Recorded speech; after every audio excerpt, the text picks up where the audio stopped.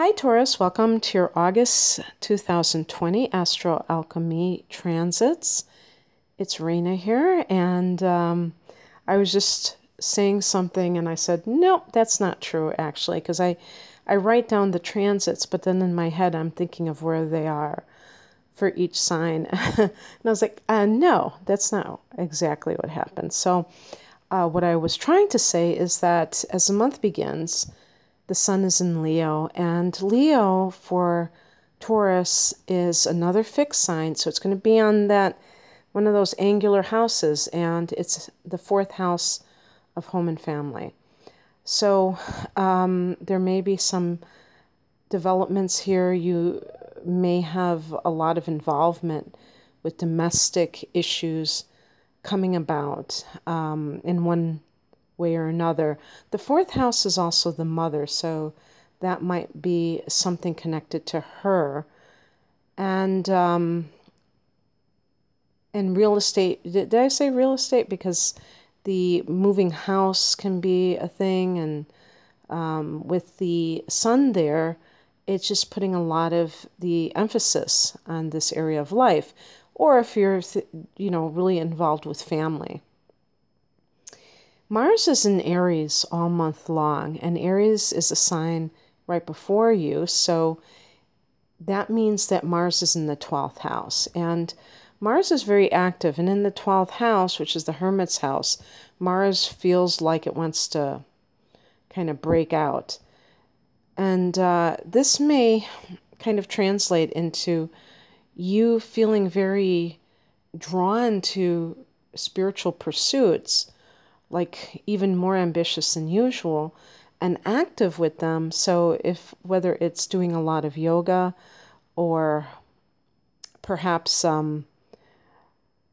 if you have a spiritual center or a church that you belong to. But this is going to be more not just like the organized churches. It's going to be more of the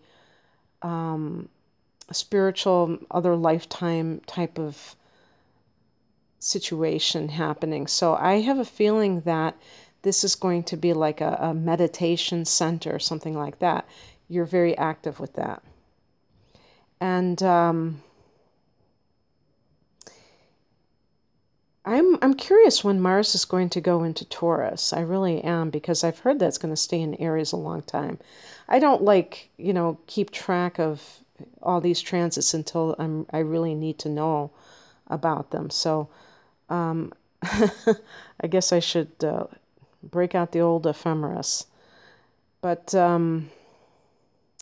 yeah, so on the 3rd of the month, we have a full moon at 11 degrees of Aquarius, and this is at the top of the chart. This is the 10th house, and I have Taurus rising, so my midheaven is Aquarius, and so this is going to fall in my 10th house for sure. This is a time of recognition for you. This can increase your popularity at this juncture. And it can also be a situation of becoming well-known in some cases, becoming famous. Now, of course, that's not going to happen to everybody. But if you're really actively pursuing that, you never know. As a matter of fact, one thing I want to say about Mars in the 12th house is it can be you working behind the scenes on something that you're going to debut later on in the year. So, and you may not be telling anybody else about this, whatever this is. So, with the full moon in the 10th house, this can be some kind of promotion. It can be, like I said, it can be that you are recognized by others in your field as having accomplished something. You might finish a goal that is connected to your career. Some people may even be retiring, that they're ending their careers. And it doesn't even mean that you're 65. It might mean that you're going into a different line of work, or you're just like, I can't do this type of work anymore. I've had it up to here. Or I've done all I can do. It doesn't have to be bad. On the 4th, Mercury goes into Leo. So this is in the area of, for Taurus, speaking of that fourth house, this is another planet that is in that goes into that fourth house. And that but it has like a communication attached to it. So talking to your mother, talking about real estate matters. Mercury can be contracts, so perhaps having, if you're selling your house or buying a house, you have to do the paperwork. On the 7th, Venus goes into Cancer, and that means that we're talking about the 3rd house for Taurus.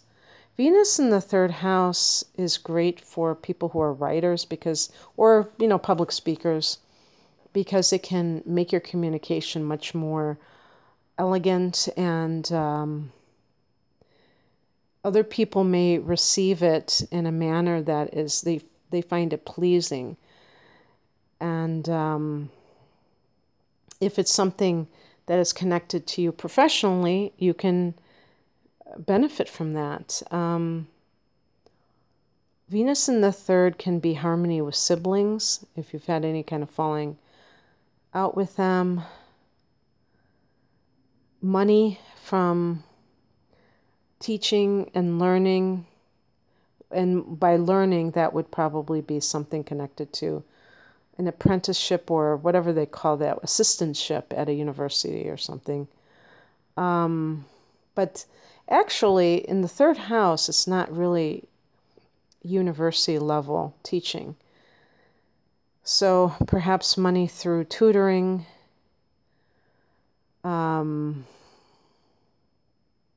things like that. On the 15th, we have Uranus retrograding, and this is in your sign, Taurus. So what have you done thus far? Personally, personal changes you've made, or things that have come about that has helped you to break free from the pack, from expectations and constraints. That's something to reflect on in the next few months when Uranus is retrograding, because this is going to be a theme that stays with you for the next several years, of just feeling a strong desire for freedom. But sometimes we don't know how to go about that, and it can feel I think that is when it feels really uncomfortable, because it's kind of like the Hangman in the Tarot, where the person feels like they're in this holding pattern, or they're in the void, where they don't have they don't know what to go towards, but they know what they don't want, On the 18th, we have a new moon at 26 degrees of Leo, and this is in that 4th house. So if you've been preparing to move into a new house, it might be in the second half of the month, and there can be other developments with issues surrounding your mother, family in general, new developments with them. On the 19th, Mercury goes into Virgo. And this is nice because it's a fellow Earth sign, Taurus. So there is this sense of affinity with your fellow Earth signs, and this forms a trine, which is an easy flowing aspect. So it's coming from you in the 1st, and Mercury is going into the 5th house of creativity, of love, of the business that you own. So perhaps there's something along those lines. Maybe you've moved into a new home, and now you have a new office where you're going to work from home. And Mercury in the 5th can be great for people who are creative, who are writers. You may be talking to somebody that you have a crush on or that you are madly in love with. You might not be committed to them, but you still are strongly attracted to them. And then the sun moves into this sector on the 22nd. And the sun rules the 5th house. So you become an honorary Leo for a month, Virgo. I mean, Taurus. I'm sorry, Taurus. I was, looking at the screen and it said Virgo, and I said Virgo. But, it's interesting because Taurus is ruled by Venus. And Venus, one of the aspects of Venus is pleasure. And the 5th house is the house of pleasure. So this can be something that you take to very easily, is the pursuit of pleasure. With the sun here, you're not going to hide that. You will want to experience fun in your life. And whatever form that takes for you. The 5th house is also sports. And for some people, that's how they have fun. Other people that might be going to a concert or a play, something along those lines. But whatever it is that you're doing, it's something that in general you're giving yourself permission to let your hair down. So that's what I have for you, Taurus. I hope that you enjoyed this. If you'd like a personal reading, the link is below. Thank you for listening. Take care. Bye.